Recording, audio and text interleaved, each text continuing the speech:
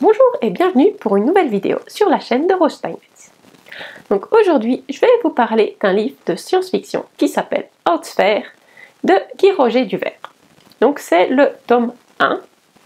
Donc ici, on part avec de la science-fiction pure et dure, avec de la colonisation spatiale. Donc on suit un groupe d'humains qui est parti sur un vaisseau pour aller coloniser une autre planète, qui plein d'optimistes ont appelé Eden. Sauf que quand ils arrivent là-bas, ils s'aperçoivent qu'il y a déjà beaucoup de choses qui sont un peu bizarres sur cette planète. Il y a une espèce d'extraterrestre potentiellement intelligent. Donc moi j'aime bien les histoires de conquête spatiale et d'extraterrestres. Si vous avez lu Vacances sur Aphelia, vous le savez probablement. Donc moi c'est toutes des choses qui me parlent beaucoup. Donc on découvre la planète qui a ses règles assez particulières qu'on découvre petit à petit. Et il y a plein de choses très intéressantes et on apprend beaucoup de choses sur cette planète qui finalement est très complexe au fur et à mesure. Donc ils arrivent, le groupe d'humains, donc ça vraiment traite beaucoup de psychologie humaine aussi, parce que c'est un groupe qui est en train de se reformer une certaine hiérarchie. On voit toutes les tensions entre eux qui sont traitées de façon, à mon avis, assez juste. Donc ça pose beaucoup de questions sur les humains en général. C'est un roman qui est plein de petits chapitres qui sont assez courts. On a juste l'information qu'on a besoin d'avoir. Il y a beaucoup de personnages, mais chacun a quelques caractéristiques spécifiques, ce qui fait qu'on les reconnaît et qu'on finit par les connaître bien, même si finalement on a assez peu d'informations sur eux.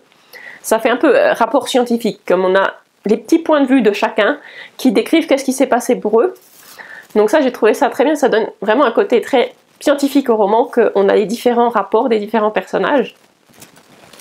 Donc avec tous leurs soucis déjà de colonisation et de vivre entre humains, ça suffisait pas. Ils ont encore un autre problème qui arrive quelques semaines après eux. Il y a un deuxième vaisseau humain qui est parti nettement après eux, qui arrive, soi-disant pour les aider, avec dedans des humains qui ont été génétiquement modifiés et qui décident tout dans un sorte de collectif télépathique. Et ces nouveaux humains ont quasiment plus rien à voir avec les anciens humains qui étaient déjà là. Donc ils vont devoir gérer ça en plus, savoir qu'est-ce qu'ils doivent faire avec ces autres humains, sachant que la Terre de toute façon est trop loin, donc ils peuvent avoir aucune information, ils sont obligés de collaborer avec eux, c'est les derniers terriens à ce qu'on sait. Donc il y a toute la dynamique qui va se créer entre ces 3-4 problèmes. Donc il se passe énormément de choses dans le roman, c'est très intéressant. Tout ce qui est scientifique se tient, trouve une explication.